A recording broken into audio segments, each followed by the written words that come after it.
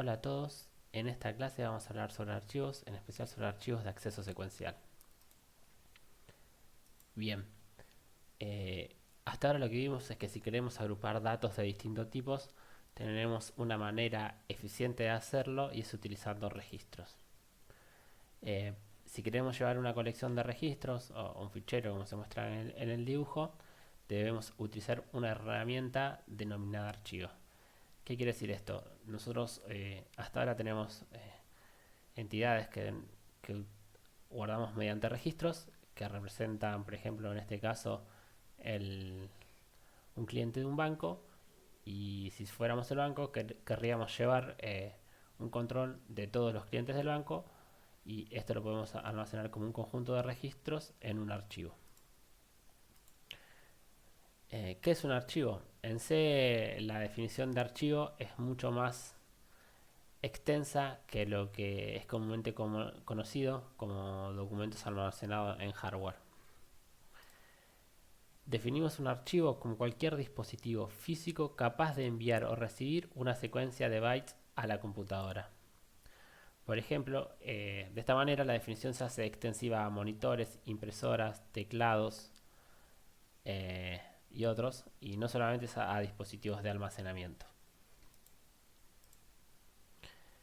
Bien, para utilizar archivos vamos a usar flujos, que un flujo es una interfaz entre un programa en C y el archivo.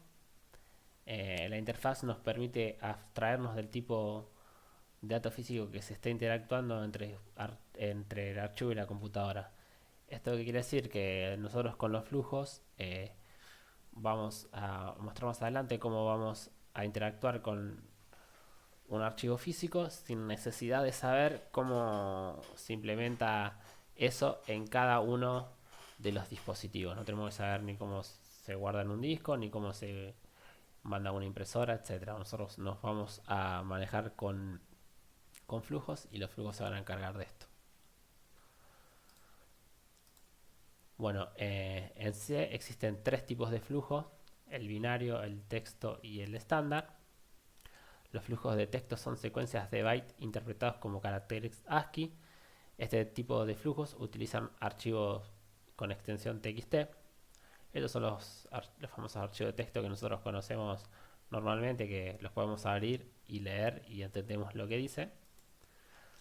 Existen los flujos binarios, que son secuencias de bytes sin ninguna transformación. Este tipo de flujos se utilizan, por ejemplo, en los archivos .dat. Estos también muchas veces seguramente les pasó que abren un archivo que no conoce la extensión o no tienen el programa con el cual pueden abrirlo. Entonces el archivo que les muestra su editor de texto muestra un montón de símbolos extraños que no son interpretados. Eso es porque es un archivo binario y no conocemos la transformación necesaria para poder interpretarlo. Y existen los flujos estándar, que son los creados automáticamente por el sistema operativo. Y entre estos están el standard in, que es el teclado, la entrada estándar, el standard out, que es la salida estándar, que es la pantalla, y el standard error, que es la pantalla de error o la salida de error. Apertura de archivo. Para abrir un archivo necesitamos crear un flujo, que lo mostramos anteriormente, asignarle un identificador y conectar el flujo al archivo creado. Para esto C nos proporciona una función que es fopen, cuya sintaxis es la siguiente. Fopen devuelve un tipo de dato que es un puntero a file y recibe como parámetro el nombre, la ruta al archivo y el modo de apertura. Por ejemplo, en esta porción de código vemos que tenemos una variable f que es de tipo puntero a file, y en la siguiente línea a esa variable f le asignamos el resultado de fopen al archivo texto.txt y abierto en el modo W, que es de escritura por write. Bien, en los modos de apertura de archivos tenemos varios. entre los que les vamos a presentar es el que vimos en el ejemplo anterior, el W de write, que es apertura de un archivo de texto para escritura. Esto lo que va a hacer es va a abrir un archivo en modo de escritura, como dije recién, y tiene la característica que si cuando lo abrimos ese nombre de archivo ya existe, lo destruye y lo crea nuevamente. Y si no existe, lo crea. Tenemos el modo WB larga, que hace referencia a archivo de escritura binario, que tiene la misma característica que el de escritura, solo que es un archivo binario, pero tiene la misma característica que si ya existe cuando lo abrimos, lo destruye y lo crea nuevamente. Esto se repite para todos los modos, que vamos a tener un modo normal y un modo binario, pero se comportan de forma similar. Tenemos el modo de escritura R o read, que hace una apertura de archivo de texto para lectura. A diferencia de write, o W, lo que nos permite es que obviamente tiene que existir para abrirlo, porque si no nos genera un error. Lo mismo para la apertura de lectura binario. El modo de apertura A es un modo de apertura de modo append o para agregar. Lo que se escribe se va a añadir al final del archivo, y si el archivo cuando se abre por este modo no existe, se lo va a crear. Lo mismo para binario, es lo mismo pero para un archivo de tipo binario. Bueno, y tenemos algunos más. Por ejemplo, en modo R+, como le digo, si notan el patrón, R+, está también para archivos normales y para archivos binarios. Y esto lo que permite es la apertura de un archivo de texto para permite tanto lectura como escritura. Y si no existe, también genera un error. El escritura más también es apertura de un archivo de texto para lectura y escritura. Si ya existe, lo destruye, y si no, lo crea nuevamente. Y por último, el modo escritura A más, que permite la apertura de un archivo de texto para lectura o añadidura o agregar, y si no existe, lo crea. Bueno, hasta ahora vimos algunos de los modos de apertura de archivo, que en resumen son lectura, escritura y añadidura o agregar, en sus distintas modalidades, que nos permiten manipular de distintas formas los archivos. Cierre de archivo. Es importante cerrar los archivos que vamos creando, así vamos liberando recursos del programa. Para cerrar un archivo ya creado, debemos destruir el flujo creado con anterioridad durante la apertura del archivo y luego cerrar el archivo en sí. Para esto empleamos la función fclose, cuya sintaxis es la siguiente. Bueno, fclose, el nombre de la función. Esto devuelve un entero, que es 0 si se cerró exitosamente, o si no, devuelve el end of file, y se le pasa como parámetro un puntero a file, que es el flujo que abrimos anteriormente. Bueno, el ejemplo de la función fclose con la variable f, que era un puntero a file. Modo de acceso a los archivos. Existen dos modos de accesos a los archivos: el acceso secuencial y el acceso directo o acceso random. En este video vamos a ver los archivos de acceso secuencial. En los archivos de acceso secuencial, cada byte almacenado en un archivo es leído de manera secuencial. Es decir, que para acceder a un determinado byte debemos recorrer todos los bytes anteriores. Esto significa que si por alguna razón nosotros necesitamos leer el byte 10 de un archivo, por ejemplo, antes tenemos que leer los 9 bytes que están antes.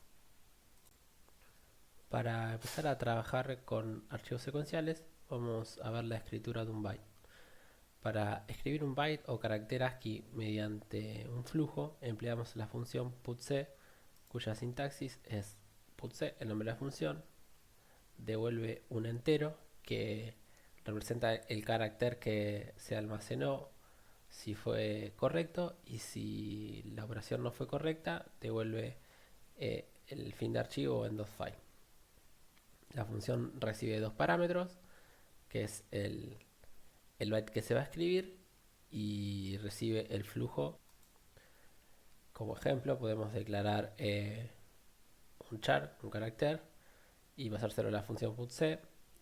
Le pasamos la variable char que declaramos de tipo char y el flujo con el que venimos trabajando.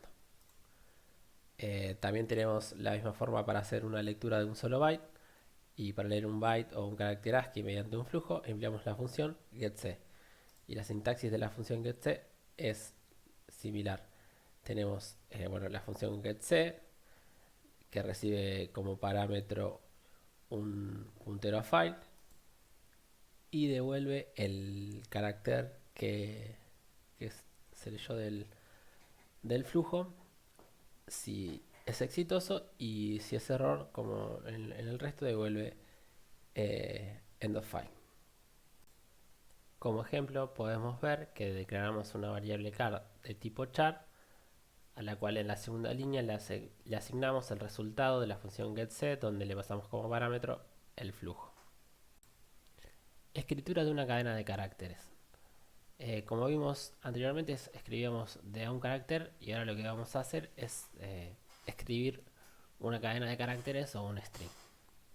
Para escribir un string en un archivo utilizamos la función fputS, cuya sintaxis es la siguiente. fputS retorna un entero, que si es una operación exitosa devuelve un número positivo, y si no es exitosa devuelve end of file, o sea, -1. fputS recibe dos parámetros, que es la cadena de caracteres que va a escribir y el flujo donde lo va a escribir. Acá en el ejemplo podemos ver que declaramos una cadena de caracteres de 30 caracteres. Pedimos por teclado que con el getS que nos ingresen caracteres, y en el fputS a esta función le pasamos la variable cadena que contiene los caracteres ingresados por teclado y el flujo donde los vamos a almacenar. Como podemos guardar una cadena de caracteres, también podemos leer una cadena de caracteres, y para leer una string en un archivo utilizamos la función fgetS. La función lee una cadena hasta llegar al carácter de salto de línea o alcanzar el fin del archivo. Significa que va a ir leyendo de salto en línea o hasta encontrar el end of file. La sintaxis de esta función es la siguiente. fgetS devuelve un puntero donde se guardó el string que se guardó, y como parámetros recibe el buffer que se va a guardar. Int máximo es la cantidad de caracteres que se van a guardar, y un flujo como se le pasa al resto de las funciones. Por ejemplo, declaramos un arreglo de char de 30, de tamaño 30, y se la pasamos esa variable cadena a la función fgetS. Definimos el máximo de caracteres en 30 y le pasamos el flujo donde lo vamos a guardar. Escritura de un bloque de byte. Podemos escribir en un archivo un bloque completo de byte empleando la función fwrite. Este bloque está determinado por el tamaño de la variable a transferir, la cual puede ser cualquier tipo permitido en C, incluso struct. Con fwrite lo que podemos hacer es guardar una estructura entera, y para esto la función tiene como parámetro la dirección de memoria del elemento que vamos a guardar, el tamaño del tipo de dato que vamos a guardar, el número de elementos que vamos a guardar, el flujo, y devuelve la cantidad de elementos guardados exitosamente. Como podemos ver, usa un tipo de datos size_t que representa, son enteros sin signo, o sea que no hay números negativos. En este ejemplo tenemos una estructura eh, de tipo empleado que se llama nómina, tenemos un flujo f y escribimos con fwrite, le pasamos la dirección de memoria de la nómina, que es de tipo empleado, hacemos un size of de nómina para saber el tamaño del tipo de dato, decimos que vamos a guardar un elemento y le pasamos el flujo con el que queremos guardar. Lectura de un bloque de byte. Al igual que podemos escribir un bloque de byte en un archivo, también podemos leerlo. Debemos almacenar el mismo tipo en el que se guardó. Esto es muy útil para emplear estructura. Esto quiere decir que nosotros cuando leamos desde un archivo un bloque de byte, debemos guardarlo en una estructura que sea del mismo tipo en la que se guardó, así la podemos leer correctamente y la podemos usar. Para esto usamos la función fread, que devuelve un size_t, que es la cantidad de elementos leído correctamente, recibe un puntero, una dirección de memoria a la variable donde lo vamos a guardar, recibe un tamaño del tipo de dato que vamos a leer, recibe la cantidad de datos que vamos a leer y recibe el flujo de donde lo vamos a leer. Como vemos en el ejemplo, creamos un tipo de dato empleado en una variable, creamos una variable nómina de tipo empleado, tenemos un flujo f que es un puntero a file, y en la función fread le pasamos la dirección de memoria de nómina, que es del tipo de dato con el que guardamos en el archivo, le pasamos el tamaño de nómina que lo sacamos con sizeOf, le pasamos la cantidad de elementos que vamos a guardar 1 y le pasamos el flujo de donde lo vamos a leer. Como último tema vamos a hablar de la determinación del fin del archivo. El fin del archivo está indicado por la macro endOfFile, EOF, corresponde al número -1, es decir, todos sus bytes son FF. Esto nos es útil en una cadena de texto, ya que podemos determinar el final del archivo comparando el último carácter con la macro endOfFile. Pero para el caso de los archivos binarios debemos emplear la macro fendOfFile. ¿Qué sucede? Que el final del archivo en un archivo de texto, al ser un -1, que no es un carácter ASCII válido, lo podemos buscar fácilmente comparando. Entonces podríamos simplemente con comparar el carácter que estamos leyendo saber si es el fin de archivo. Para el caso de los archivos binarios, esto se complica un poco, ya que la secuencia de archivos de byte FF podría ser una secuencia válida, entonces no nos sirve esa comparación. Por eso existe la macro fendOfFile, que determina con un flag que se leyó el último carácter del archivo. Para esto tenemos dos ejemplos de cómo leer un archivo de texto y un archivo binario, donde podemos ver cómo buscar el fin de archivo en ambos casos. En el primero creamos una variable, en realidad no creamos, asignamos a una variable car la lectura de un carácter del flujo y preguntamos si esa variable es distinta al final del archivo. Si esa variable no es distinta al final del archivo, la ponemos por la salida estándar con la función putChar y volvemos a leer otro carácter. Volvemos a entrar al while y esto se va a repetir hasta que en algún momento leemos el carácter que contiene el -1 y saldríamos del while. De esta forma leímos todos los caracteres hasta el final del archivo. Para el caso de archivos binarios, como dijimos, no podemos hacer esa comparación, ya que podría ser un carácter válido y terminar el archivo antes.